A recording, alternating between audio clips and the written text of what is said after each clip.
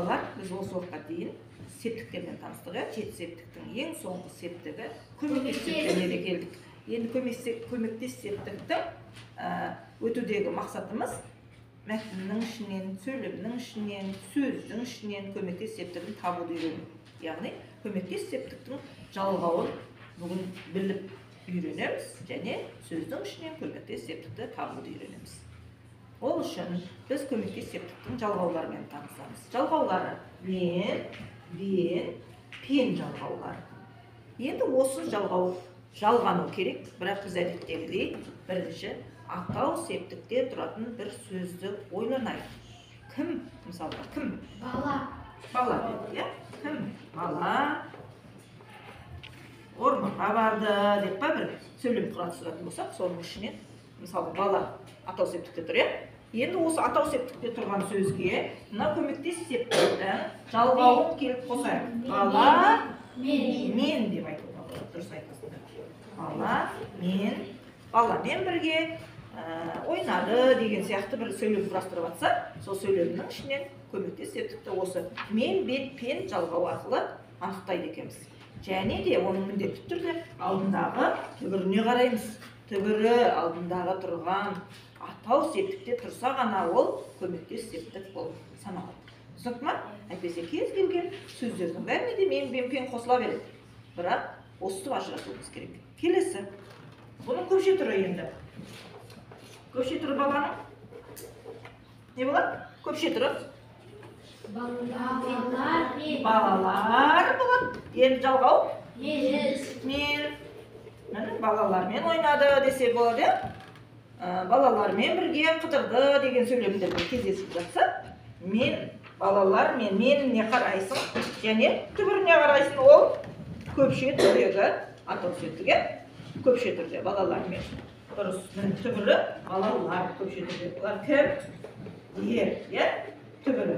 Түбірін айтып. Мына жерде кім? Енді зат не деген затқа қарайық? Атау септікке.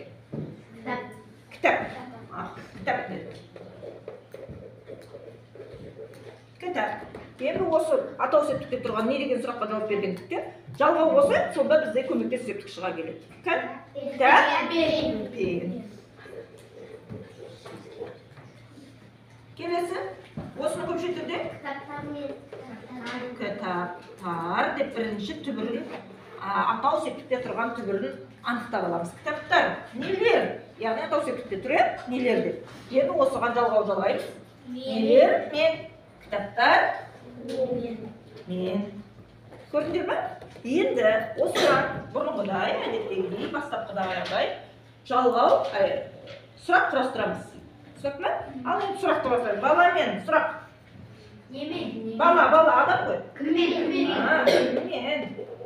Кіммен? Балалармен. Сұрақ кімдермен?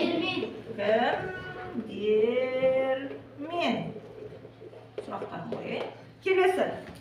Кітаппен. Сұрақ. Немен? Келесі. Кітаптармен? Нелермен? Нелермен? Міне өзіміз осы жалғауды атау сөздегі, атауда тұрған сөздегі, атау септікте тұрған жалғауды жалғау арқылы сол сөзге сұрақ қою арқылы сұрағын таптық. Түсінікті ме? Енді оқулықты ашамыз. Оқулықтағы ережемен оқимын. Жалғаулар, осы сұрақтар кездесімді тексереміз. Көмектес септігіндегі зат есімдер кіммен? Тұр ма? Немен? Міне немен зат болғанда. Кімдермен? Көпше түрдегі зат есімі. Нелермен? Деген сұрақтарға жауап береді. Көмектес септігі атау септігіндегі сөздерге мен, бен, пен жалғаулары жалғану арқылы жасалады. Бұл жалғауларды көмектес септік жалғаулары деп атаймыз. Міне осы тақтадағы жазу арқылы біздің ережеміз шығады. Түсіндіңдер ме? Есімізде қалды ма? Қазір сөйлемнің мәтінінің ішіне, сөйлемнің 69-шы жаттығудың ішіне осы көмектес септігіндегі сөздерді осы жалғауға және сұраққа сүйене отырып табамыз.